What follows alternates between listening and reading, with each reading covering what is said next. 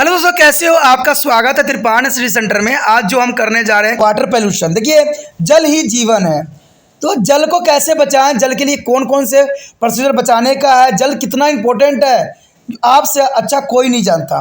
कहते हैं जल प्रदूषण के बारे में जानना आपके लिए बहुत ही इम्पोर्टेंट है, क्योंकि इसको जो है हम दिन पर दिन यूज़ भी कर रहे हैं। कहते हैं वाणिज्य पदार्थों को जल में मिलना जल प्रदूषण कहलाता है, यानी अनवांटेड मटेरियल मिलना ही वायु प्रदूषण होता है। अनवांटेड चीज़ें मिलना ही जल प्रदूषण भी होगा। कहते हैं जल प्रदूषण प्राकृतिक या मानव जनित कारणों से ही हो सकती है। देखिए दोस्तों, कभी भी कोई चीज़ प्रदूषित होती है उसका दो ही कारण होता है, या तो मानव होते हैं या प्राकृतिक स्वयं होती है। कहते हैं जल प्रदूषण के प्राकृतिक कारण जैव मृदा अपरदन, चट्टानों में खनिज का रिसाव तथा कार्बनिक पदार्थ का क्षय आदि कारणों से हो सकता है। लेकिन मानव जनित कारण जो होते हैं घरेलू, कृषि और औद्योगिक गतिविधियाँ, बहुत से पानी के स्रोत के अवशिष्ट पदार्थों यानी कूड़ा करकट डालने की भूमि डंपिंग ग्राउंड बना दिया गया है। यह प्रदूषण भारतवर्ष में मानव में होने वाले रोगों का एक प्रमुख कारण भी है। आपको पता ही होगा कि लोग तो कहते हैं घर के बाहर ही अपना डंपिंग ग्राउंड बना दिया है। कहीं भी कूड़ा होता है कहीं भी फेंक देते हैं, कहीं भी जल में, समुद्रों में, नदियों में, जहाँ भी देखो कूड़ा करकट ही आपको नजर आएंगे। कहते हैं एक फैक्ट की बात ये भी रहता है कि जल की गुणवत्ता में किसी प्रकार के भौतिक, जैविक और रासायनिक परिवर्तन जैसे जीवित प्राणियों पर प्रतिकूल प्रभाव पड़ता है, वंश प्रयोग के लिए जल उपयुक्त हो जाते हैं, इसे हम जल प्रदूषण कहते हैं। दोस्तों, आप याद रख सकते हो कि भौतिक, जैविक और रासायनिक परिवर्तन में जो कोई भी प्राणी को जो प्रभावित करता है, यानी जीवित प्राणी को प्रभावित करता है, इसे हम जल प्रदूषण कहते हैं। अब देखा जाए तो जल प्रदूषण के कौन कौन स्रोत होते हैं। देखिए, यहाँ पर दो पॉइंट लिया गया है, एक पॉइंट सोर्स लिया गया है, एक नॉन पॉइंट सोर्स, यानी एक बिंदु स्रोत, एक है गैर बिंदु स्रोत। तो दो तरीका से जो है जल प्रदूषण के स्रोत बनते हैं। सबसे पहला तो हमारा आता है बिंदु स्रोत। देखिए, इसमें क्या है, वे सत्व जो वायु प्रदूषकों का निष्कासन सीधे पानी में करते हैं या जल प्रदूषण के बिंदु स्रोत कहलाते हैं। जल निकायों में जो इसमें आवर्तीय तेल के कुएँ, फैक्ट्रियाँ, शक्ति संयंत्र जो है, पावर प्लांट, भूमिगत कोयला आदि खान आदि से जो है जल प्रदूषण के बिंदु स्रोत कहलाते हैं। अगर दूसरी तरफ देखा जाए गैर बिंदु स्रोत, तो कहते हैं वो स्रोत जो जल में प्रदूषक निष्कासन की एक निश्चित स्थिति नहीं है, वो जल प्रदूषण के गैर बिंदु स्रोत कहलाते हैं। कृषि भूमि, लॉन, बगीचा, निर्माण स्थल, सड़कें व गलियों से निकलता हुआ बहता पानी इस श्रेणी में आते हैं। ये सारे के सारे जो है गैर बिंदु स्रोत आते हैं। अब देखिए, यहाँ पर जो है जल प्रदूषक, यानी जो जल प्रदूषक क्या है, नदी, झील और समुद्र की पानी कई तरीके से प्रदूषित होती है। कहते हैं नदियों के तटों के समीप स्थित आवासीय क्षेत्र में वही जल मल का जो है नदियों में निष्कासित कर दिया जाता है। ये तो जनरल सी बात है, हर जो है जितने भी अवशिष्ट पदार्थ होते हैं सब नदियों सागरों में ही बहाया जाता है। तो हमारा जो है जल प्रदूषित क्यों न हो। कहते हैं औद्योगिक अवशिष्ट वही में जो कि शहरी क्षेत्र में निकलते हैं, तेल, भारी धातु व डिटर्जेंट की जो है उच्च सांद्रता पाए जाते हैं, तो उसको भी जो है जल में ही विसर्जित किया जाता है। खनिज, जल अपशिष्ट एवं जो है फसल धूल जो कृषि क्षेत्रों में आते हैं, ये सल्फर व नाइट्रोजन उर्वरक बहकर नदी, झीलों और समुद्र में पहुंच जाते हैं, जिसके कारण उनका जो है ऑक्सीजन नष्ट हो जाते हैं, और इसकी वजह से क्या होता है, इस प्रकार जो जलीय जीवन पनप रहे होते हैं वो भी नष्ट हो जाते हैं, क्योंकि सारे के सारे जो होते हैं किसी न किसी रूप से जल में ही चले जाते हैं। चाहे आप कहीं भी रखो, कहीं न कहीं रूप में वो जल में ही विसर्जित हो जाएंगे, चाहे वो अंडरग्राउंड वाटर हो, चाहे समुद्री वाटर हो। अगर देखा जाए तो रासायनिक उर्वरक, पीड़कनाशी, कीटनाशी, शकरनाशियों का पाथवों से अवशिष्ट द्वारा भी ये ऐसा होता है। कहते हैं उद्योग गंदे पानी में अनेकों रासायनिक प्रदूषक जैसे calcium, magnesium chloride, sulphur, carbonate, nitrate, भारी धातु व नाभिकीय रिएक्टर से निकलने वाले रेडियोधर्मी अवशिष्ट, ये सारे के सारे जो होते हैं जल के प्रदूषण करने के लिए बहुत पर्याप्त है। क्योंकि जल प्रदूषण होने का सबसे बड़ा कारण ये भी होता है, क्योंकि ये सारे चीज़ें जो होती है जल को प्रदूषण करना इनका स्वाभाविक होता है। कहते हैं गंदे पानी में अनेकों रासायनिक प्रदूषक जैसे calcium, magnesium chloride, sulphur, carbonate, nitrate, भारी धातु और नाभिकीय रिएक्टर से निकलने वाले रेडियोधर्मी अवशिष्ट पाए जाते हैं। कहते हैं जलाशय में मानव व जानवरों से मल मूत्रों को जाने से भी जो है जलाशय प्रदूषित होती है। जो जनरल सी बात है, कहते हैं गाय भैंस सबको अगर जलों में धोओगे और उसी के पानी को पियोगे तो कैसे जल जो है शुद्ध हो सकती है। कहते हैं शहरी औद्योगिक अपशिष्ट को जलाशय में निपटाने के कारण भी होती है। हम लोग क्या करते हैं, बड़े बड़े फैक्ट्रियाँ लगाते हैं, फैक्ट्रिया के जितने भी अपशिष्ट पदार्थ होता है सब नदियों और जो नालों में बहा देते हैं, और ये नदी नाले जो होते हैं आके सागर या बड़े बड़े समुद्र में मिलते हैं या बड़े बड़े नदियों में मिलते हैं, तो वो सारे के सारे करते हैं उनको भी दूषित कर देता है।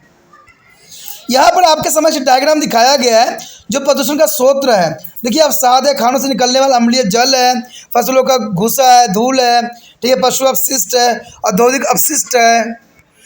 और देखिएगा तो नाभिकीय रिएक्टर भी है, उर्वरक का बहाना, तेल प्रदूषण, वायुमल शोधक संयंत्र, और यानी मानव गतिविधियों के कारण जल प्रदूषण होने का ये सारे के सारे जो है एक सूत्र है। अब देखिए क्या है जल प्रदूषण के प्रभाव। देखिए जल प्रदूषण से मछलियाँ एक अन्य जो है जलीय जीवन के प्रतिकूल प्रभाव पड़ता है। जल में उपस्थित जो है अम्ल क्षार के कण सूक्ष्म जीव नष्ट हो जाते हैं, जिसके कारण नदियों में जो स्वच्छ जो है शुद्धिकरण की प्रक्रिया भंग हो जाती है। जल में भी जो है विषयुक्त पदार्थों की उपस्थिति में मानव व दूसरे जानवरों को जो है स्वास्थ्य पर गंभीर और प्रतिकूल प्रभाव पड़ता है, जिसकी वजह से कई जो है मछलियों की प्रजाति भी खत्म हो चुकी है। प्रदूषित जल से जो है मनुष्यों में महामारियां जैसे हैजा, ट्यूबरकुलोसिस, पीलिया, दस्त, टाइफाइड और डायरिया आदि फैलती है। दोस्तों आप कहीं भी देख लो ना, अभी के समय में ये बीमारी दिन पर दिन बढ़ता ही चला जा रहा है और कोई रोकथाम नहीं है। आप अच्छा खासा जाते हो, डॉक्टर के दवाई के पैसे दे के आ जाते हो, लेकिन कारण क्या है? जल है। कहते हैं हर लोग इस पे बात करते हैं, हर लोग अपना मंशा देते हैं कि अगर हम जीतेंगे तो हम पानी की व्यवस्था करेंगे, लेकिन पानी की व्यवस्था अच्छा हुआ ही नहीं। और होगा कहाँ से? क्या वो खुद स्वयं बरसात करेंगे या पानी को बनाएंगे? नहीं हो सकता ऐसा संभव, क्योंकि हमने नदियों को दूषित कर दिया है, समुद्रों को दूषित कर दिया है, यहाँ तक कि हम रेन वर्षा जो होती है, पानी की वर्षा होती है, उसको भी हमने दूषित कर दिया है। तो ये मंत्री लोग जो बड़े बड़े भाषण देते हैं, बड़े बड़े आश्वासन देते हैं, वो शुद्ध जल कहाँ से लाएंगे? सोचिए, विचार कीजिए इस बात पे। ऐसा संभव नहीं हो सकता है। कहते हैं संभव तभी होगा जब आपकी आदत बदलेगी, जब आप बदलोगे। और ये कैसे होगा? जब आप प्राकृतिक से प्यार करोगे, प्राकृतिक के लिए अपना जो है अच्छा योगदान दोगे और प्राकृतिक में जो है पोल्यूशन नहीं फैलाओगे, तब जाके हमें स्वच्छ जल मिलने की चांसेस बनेगा, संभावना आएगी। कोई मंत्री आपके लिए स्वच्छ जल नहीं ला सकते, आपको स्वयं ये कार्य करने की आवश्यकता है। अगर ऐसा नहीं कीजिएगा तो आपको हर साल, हर दिन, आए दिन आपको हैजा, ट्यूबरकुलोसिस, टीबी, पीलिया, दस्त, टाइफाइड, डायरिया आदि के बीमारियों से आप अपने घर के परिवारों को जो है सदैव पाओगे। अगर इसको बचाना है तो अभी जो है समझदारी दिखाना है। कहते हैं कृषि भूमि की सिंचाई के लिए तालाब, नदियां, झीलें से प्राप्त जल प्रदूषण होने पर फसलों की जो है गंभीर क्षति होती है और कृषि उत्पादन घट भी जा रही है। कहते हैं हम नए टेक्नोलॉजी लेके जो है कृषि के उत्पादन में बढ़ोतरी की है, लेकिन जल की अगर गुणवत्ता नहीं रहेगी तो हमारा जो है जितना भी हम टेक्नोलॉजी बनाए हैं सब धरा का धरा रह जाएगा। कहते हैं फसल उत्पादन के जगह पर फसल उत्पादन ही नहीं होगा, क्योंकि कहते हैं कि हम जिस चीज़ के लिए तलाश रहे हैं वो चीज़ हमारे पास है, फिर भी हम क्या है, अंधों की तरह इधर घूम रहे हैं। कहते हैं लवण द्वारा जो है दूषित जल को प्रयोग में मृदा की क्षारीयता में वृद्धि होती चली जा रही है, जो कि बहुत ही गंभीर समस्या है। देखिए लवणों में अगर दूषित जल के जो है क्षारीयता की वृद्धि होगी तो आने वाले समय में जो है फसल होना संभव ही नहीं है। औद्योगिक प्रदूषित जल का प्रयोग मृदा को प्रतिकूल ढंग से प्रभावित करती है। अगर मृदा की जो उर्वरकता कम हो जाती है, वह मृदा में विद्यमान सूक्ष्म जीवाणु और लाभदायक जीवाणु भी नष्ट हो जाते हैं, क्योंकि हम आए दिन जो है जीवाणुनाशक का प्रयोग करते हैं, खाद उर्वरकों का इस्तेमाल करते हैं। तो आपको क्या लगता है उससे आपका फसल अधिक हो रहा है, लेकिन आपको ये बात का समझ नहीं है कि उसमें बहुत से जो इंपॉर्टेंट तत्व हैं वो भी इसकी वजह से नष्ट हो रहे हैं। कहते हैं तेल टंकों से कच्चे तेल के रिसाव के कारण समुद्री जल दूषित हो जाती है और पानी तंत्र की आपदा आ जाती है, जिसके फलस्वरूप मछलियाँ सहित समुद्र के जीव कई मर जाते हैं। क्योंकि आज दिन जो है ट्रैवल करके यहाँ से वहाँ जो है पेट्रोल डीजल पहुँचाई जा रही है और कई कई बार तो रिसाव भी हो जाती है, जिसकी वजह से कहते हैं समुद्र का जीव जो होता है, कई जीव जो है अपना प्राण त्याग चुके हैं। तो यहाँ पर जो जल प्रदूषण के कारण और पानी तंत्र में होने वाले कई जो है बड़ी कठिनाइयों का जो है यहाँ वर्णन किया गया है। अगर देखा जाए तो नाइट्रेट, फास्फोरस, अमोनिया, लवण जो कृषि उर्वरक और वहित मल द्वारा होती है, और कारण क्या होता है? पादप पोषण। और ये प्रभाव क्या पड़ता है? सुपोषण के ऊपर, यूट्रोफिकेशन के ऊपर पड़ता है। अगर देखा जाए अमोनिया, लवण तो ये खाद होता है, ठीक है। अगर जल, खाद और पादप अवयव को देखें तो वहित मल और कागज से मिले खाद्य प्रयोजन पदार्थ है, जिससे ऑक्सीजन की कमी होती है और जलीय जीवन की मृत्यु हो जाती है। उसके बाद उष्मा है, शक्ति संयंत्र, औद्योगिक शीतलन है, ये तापीय निस्तारण है, यानी मछली की मृत्यु इसके कारण ये होती है। उसका तेलीय परत है, जो तेलीवाही समुद्री जहाज़ों में रिसाव के कारण होता है। इसमें पेट्रोलियम भी आती है, कारण पेट्रोलियम बनता है और ये पानी में घुल जाती है और ऑक्सीजन को जो है नष्ट कर देती है, जिसकी वजह से समुद्र में रहने वाले जीव जंतु मर जाते हैं। उसके पश्चात देखा जाए तो उर्वरक और कीटनाशक की कृषि में व्यापक पैमानों पर उपयोग किया जाता है। कहते हैं कृषि उत्पादनों का जो बढ़ने के लिए उनके अत्यधिक प्रयोग से सुपोषण यानी एंट्रोफिकेशंस और जैव अवर्धन बायोमैग्निफिकेशन जैसे घटनाएं घटित होती चली जा रही है। यहाँ पर आता है दोस्तों हमारा यूट्रोफिकेशन। देखिए यूट्रोफिकेशन होती क्या है। कहते हैं अधिक उत्पादन देने वाले किस्मों के प्रयोग के साथ उर्वरक व कीटनाशक के प्रयोग में अत्यधिक वृद्धि हुई है। आवश्यकता से अधिक उर्वरक जो है सतत जल के साथ बहकर जलाशय तक पहुंच जाते हैं। अगर मान लीजिए अधिक से अधिक आप खादों का उपयोग करेंगे तो इससे क्या होगा, वो जलों में पहुंच जाएगा और जल के नाइट्रेट और फास्फोरस आदि पोषक तत्वों द्वारा समृद्ध हो जाने से जो है हरित शैवाल यानी ग्रीन एल्गे की वृद्धि त्वरित गति से होने लगेगी। ऐसे सुपोषण और जो यूट्रोफिकेशन कहते हैं, यानी यही जो है ग्रीन एल्गे की बढ़ोतरी ही यूट्रोफिकेशन कहलाता है। और इस शैवाल की तेज गति से वृद्धि के पश्चात अपघटन की प्रक्रिया में जलाशय में घुली ऑक्सीजन की मात्रा कम हो जाएगी, क्योंकि जितनी इसकी वृद्धि होगी उतना ही ऑक्सीजन की मात्रा कम होगी, जिसके परिणाम स्वरूप जलीय जीवन की ऑक्सीजन के अभाव में मृत्यु हो जाएंगे। तो कहते हैं सुपोषण जो है बहुत ही खतरनाक माना जा सकता है। अगर इसी बात को अगर हम फ्लो चार्ट में देखें तो वही मल और खेतों में उर्वरक के बहाव, उसके बाद ये चला जाता है झील में पोषक तत्वों की समृद्धि यानी यूटिफिकेशन, और इसमें शैवाल बहुगुणित वृद्धि शैवाल ग्लेगोज ब्लूम्स, उसके बाद शैवाल द्वारा ऑक्सीजन का उपयोग व उनके बाद क्षय मृत्यु होना, उसके बाद अपघटकों की वृद्धि और ऑक्सीजन की उपयोग, उसके पश्चात जीव जैसे मछलियाँ ऑक्सीजन की कमी के कारण मरने लग जाते हैं। तो ये फ्लो चार्ट बहुत कुछ बता रहा है, जिसको आपको समझाने की अधिक ज़रूरत नहीं है, क्योंकि आपको पता है कि जो भी रिजल्ट होगा उसमें जो है जलीय जीवन को सदैव हानि ही होगी। देखिए यहाँ पर एक डायग्राम भी दिखाया गया है जिसमें नाइट्रेट और फास्फोरस की अधिक मात्रा यहाँ पर दिखाया गया है और अधिक मात्रा मौजूद पदार्थों को खाने के लिए सूक्ष्म जीवों की नहीं है, और यहाँ ऑक्सीजन है, इसी कारण सूक्ष्म जो है पौधे मर जाते हैं। तो देखिए कई कारण जो है कहते हैं ना, जो भी हम गलतियाँ करेंगे इसका जो है हर क्षेत्र में हर जगह प्रभाव पड़ेगा, इसलिए हमें हर चीज़ जो है सोच समझ के करने की आवश्यकता है, क्योंकि हम मनुष्य जो है आज हर चीज़ में आगे हैं। कहते हैं जीव जंतु तो जो है बहुत ही मासूम होते हैं, उनका क्या कसूर होता है, फिर भी हम इंसान जो है जिसके पास बुद्धि ज्ञान सब कुछ भरा पड़ा है, हम क्या करते हैं दूसरे जीवों को नस तहस नहस कर रहे हैं। क्यों कर रहे हैं? चंद पैसों के चक्कर में। तो ये ऐसा करना संभव नहीं होना चाहिए, नहीं तो ये जीव जंतु आने वाला समय में हमें दिखेंगे भी नहीं।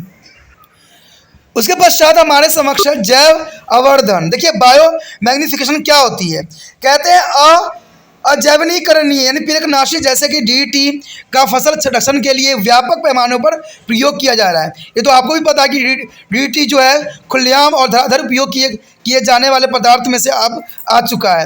कहते हैं एक बार अगर खाद्य श्रृंखला में प्रवेश के बजाय इनका सांद्रता प्रत्येक पोषण स्तर के साथ बढ़ता ही चला जाता है। तो ये बहुत खतरनाक बात है, जिसके परिणाम स्वरूप सेशन भोक्ताओं के शरीर में एक समय अवधि के अंदर इस यौगिक का संचलन हो जाता है। हानिकारक जो है जैव निम्नीकरण रसायन का कम सांद्रता में प्रवेश और खाद्य श्रृंखला के विभिन्न स्तरों में और अधिक मात्रा में संचलन जैव आवर्धन कहलाता है। देखिए जो है नेक्स्ट कहते हैं कि जो डीडीटी होती है वो जो है एक जीव अगर खा रहा है फिर वही जीव दूसरे जीव को खा रहा है, तो जो अंतिम खाएगा उसमें डीडीटी की मात्रा अधिक हो जाती है, यानी कमता नहीं है, बढ़ता ही रहता है, और जो लास्ट में जाएगा तो वो बहुत ही खतरनाक और उसकी मृत्यु होना संभव हो जाएगा। यानी इसी श्रृंखला यानी खाद्य में प्रवेश करने की विभिन्न स्तरों को ही हम जैव आवर्धन कहते हैं, यानी इसी को हम बायोमैग्निफिकेशन कहते हैं। अब देखिए इसी बात को जो है यहाँ पर एक श्रृंखला के रूप में दिखाया गया है। आप निम्न खाद्य श्रृंखला के विषय विचार करें। क्या पानी के पेल्किन चिड़िया के शरीर के डीडीटी के संदर्भ में अंतर? देखिए पानी में जो है 0.2 ppm है, लेकिन शैवाल में कितना हो गया? 77 ppm हो गया, और अगर मछली और खा गया तो उसमें क्या हो गया? 500-600 pm चला गया, और पैकिंग चिड़िया गया तो 1700 pm हो गया। देखिए ये जो है आहार श्रृंखला में बढ़ता ही जा रहा है डीडीटी की मात्रा, तो आप समझ सकते हो कि अंतिम चरण में कितना अधिक बढ़ गया है, तो ये कितना घातक सिद्ध होगा। कहते हैं पढ़े लिखे बच्चे ही, पढ़े लिखे व्यक्ति इस बात को समझ सकते हैं। ठीक है, कहते हैं मच्छरों के मरने के लिए प्रयुक्त की गई डीडीटी की अल्प मात्रा खाद्य श्रृंखला में प्रवेश पा सकती है, और इसी संदर्भ इसकी जो है जैव निम्नीकरण प्रक्रिया के कारण सशस्त्र भोक्ता में काफ़ी अधिक हो सकती है। इसके प्रतिकूल प्रभाव के कारण जो है अंडे में कवच कमजोर होने जाने से जनसंख्या में हर्ष हो जाता है। आपको पता ही है, आपने फिल्म भी कई देखे होंगे, उसमें बताया भी जाता है कि जो पक्षियों के अंडे हैं वो बिल्कुल सॉफ्ट हो गए हैं, उनमें फर्टिलाइजेशन की क्षमता खत्म होती जा रही है। तो मैंने कहा ना, इसका प्रभाव बहुत ही खतरनाक पड़ेगा, बहुत ही भयंकर पड़ेगा, क्योंकि ये सारे जो है जनसंख्या हम कमज़ोर करेंगे और अंडे कवच जो है वो कमज़ोर होते चले जाएंगे और आने वाला समय में हमें कोई भी जीव जंतु देखने को नहीं मिलेगा। जब जीव जंतु हमें नहीं दिखेंगे तो हम कहाँ से दिखेंगे। तो यहाँ पर एक डायग्राम भी दिखाया गया जिसमें आप समझ सकते हो कि एक जीव दूसरे जीव को खा रहा है, फिर उसमें जा रहा है और इसमें जा रहा है, लास्ट में जो है सरस के रूप में गया। तो देखिए कितना जो है इसका प्रभाव आपको देखने को मिल जाएगा। तो ये बहुत काफ़ी खतरनाक है। ठीक है, डीडीटी का इस्तेमाल करना कई मायने में जो है जीवन की हत्या करने के समान है। उसके पश्चात दोस्तों हमारा तालिका दिया गया है औद्योगिक प्रदूषण के स्रोत। देखिए सबसे पहले तो खनन आता है। खनन में आप देखोगे तो सल्फर, सल्फ्यूरिक एसिड, बहुत से जो आपको दिखेंगे, क्लोराइड्स, विभिन्न धातुएं सब दिखेंगे। ठीक है, उसके बाद लोह और इस्पात देखोगे तो ये इसमें निलंबन, ठोस पदार्थ, लोहे के साइनाइड्स, ठीक है, सल्फर, तांबक, जो ये सारे जो है प्रदूषण के कारण बनते हैं। और ये कार्बनिक जैव प्रदूषक जो होते हैं तेल, फेनॉल और नेफ्थोल में आ जाते हैं। अगर देखोगे रासायनिक पदार्थ में देखोगे तो इसमें विभिन्न प्रकार के क्षार, क्लोराइड, सल्फर धातु के नाइट्रेट, फास्फोरस, क्लोरीन्स, सिलिका और निलंबित कण दिखेंगे जो कि एरोमेटिक यौगिक के कारण होते हैं। उसके पश्चात अगर औषधि निर्माण पदार्थ यानी जो है फार्मास्यूटिकल देखोगे तो इसमें देखोगे तो पेट्रोलियम, प्रोटीन, कार्बोहाइड्रेट, कार्बनिक, यौगिक, विलायक, मध्यवर्ती उत्पादक, औषधि और अति जैविक एंटीबायोटिक्स भी सम्मिलित रहेगा। उसके बाद साबुन और डिटर्जेंट देखोगे जिसको हम अपमार्जक के नाम से भी जानते हैं। ये द्वितीय अमोनिया सल्फेट क्षार होती है, वर्षा अम्लीय और जो है अम्बर, ग्लिसरॉल, फास्फोर और जो हाइड्रोकार्बन के लिए संग्रहित करती है। खाद्य प्रसंस्करण में देखोगे तो अत्यधिक सड़ने वाली, आसानी से सड़ जाने वाले जैविक पदार्थ आपको नजर आएंगे। उसके पश्चात कागज और लुगदी देखोगे तो इसमें सल्फाइड, ब्लीचिंग, विजरंग जो है विरंजन तरल दिखेंगे जो सेलुलोस, रेसे, छाल और कष्ट सक्राय कार्बनिक अम्ल को प्रभावित करते हैं। उसके पश्चात है कुछ जल प्रदूषक स्रोत तथा मानव स्वास्थ्य पर उसका प्रभाव। देखिए सबसे पहले लेड आता है, शीशा, ये औद्योगिक अपशिष्ट है। इसका जो है तंत्रिका, गुर्दे और विकार, खराब होना और रक्त सतह में काफ़ी प्रॉब्लम आती है। उसका टीन अगर देखो, टीन का स्रोत जो होता है औद्योगिक धूल, कहते हैं केंद्रीय तंत्रिका यानी सीएनसी यानी सेंट्रल नर्वस सिस्टम को काफ़ी प्रभावित करता है और दृष्टि को भी काफ़ी प्रभावित करता है। कई बार तो दृष्टि जो है नेत्र भी चली जाती है। उसके बाद पारा है, पारा औद्योगिक विसर्जन के कारण उत्पन्न होती है और इसका क्या प्रभाव पड़ता है, केंद्रीय तंत्रिका तंत्र और परितंत्रिका तंत्र को, और गुर्दा खराब हो जाता है, होठों, पेशियाँ, टांगों और सूजन पड़ जाती है और धुली दृष्टि भी होने लग जाती है।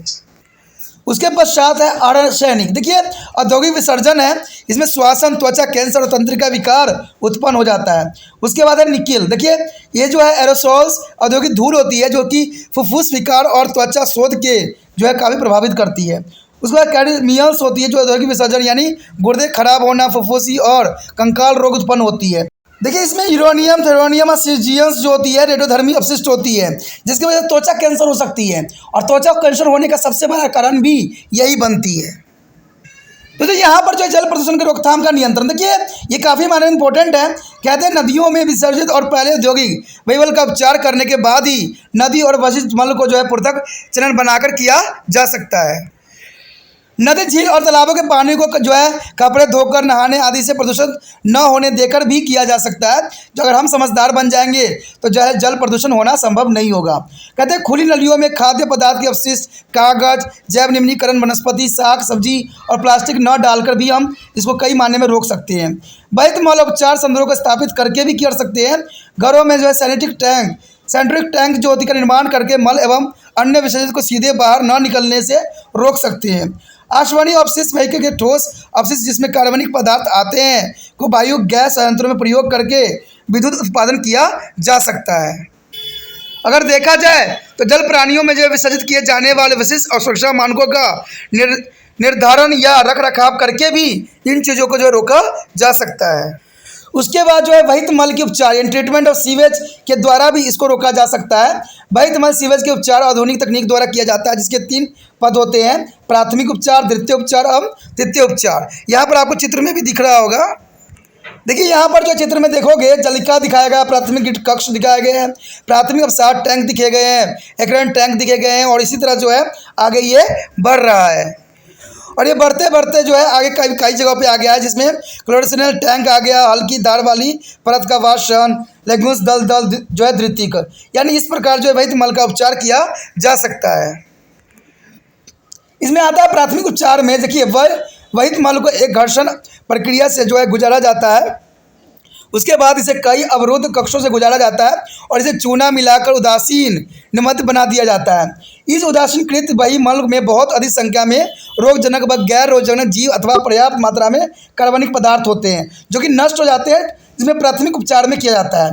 द्वितीय उपचार में क्या होता है, इसमें उदासीन वस्तु के एक जो है रिएक्टर यानी USAB में यानी अब फ्लो एनारोबिक्स स्टेम ब्लैंकेट में अर्ध संपर्क प्रभावत्र निरपेक्षण आपक आवरण से गुजारा जाता है और इस रिएक्टर में अब वायवीय जलीय और जैव निम्नीकरण पदार्थ को उदासीन यानी वही स्वत्र में निम्नीकृत कर देते हैं। इस प्रक्रिया में जो है दुर्गंध मशीन निकलते हैं यानी दुर्गंध व मीथेन निकलते हैं जो वही मल से जीव स्वच्छ जल में परिवर्तित हो जाता है और इस जल को वायु मिश्रण कक्ष में भेज दिया जाता है। यहाँ इनमें वायु बैक्टीरिया मिलते हैं और इस प्रक्रिया को जैविक द्वितीयक उपचार भी कहते हैं। उसके पश्चात तृतीय उपचार के बाद प्राप्त जल अभी भी पानी के लिए उपयुक्त नहीं होता है, यानी द्वितीय उपचार के बाद जो है प्राप्त जल अभी भी पीने के लिए अनुपयुक्त तो रहता है, यानी उसको पिया नहीं जा सकता। इसका और अधिक शुद्धिकरण करने की आवश्यकता होती है, ऐसे तृतीय उपचार द्वारा किया जाता है। जो रोगनाशक क्रियाएं हैं जिसमें रोगनाशक व अन्य घुले हुए कार्बनिक ठोस को हटा दिया जाता है और फिर जो है क्लोरोनेशन वाष्पन और विलयन अवशोषित विधियों को अपनाकर शुद्ध जल प्राप्त किया जाता है। तो देखिए ये भी एक तकनीक है जिससे हम शुद्ध जल प्राप्त कर सकते हैं, लेकिन कहते हैं ये देखने में और सुनने में बहुत ही भद्दा है, लेकिन ऐसे प्रक्रिया गुजारी जाती है। तो क्या करें, आज के समय हमने जल को ऐसे दूषित कर दिया है कि वो तो हम तक पहुंच ही नहीं पा रही है। तो आने वाला समय में सीवेज ट्रीटमेंट के थ्रू ही जो वाटर मिलेगा वही पीने लायक बन जाएगा। तो दोस्तों अभी भी समझने का समय है, अभी भी जागने का समय है। अगर अभी न जागे तो शायद कभी भी नहीं जाग पाओ।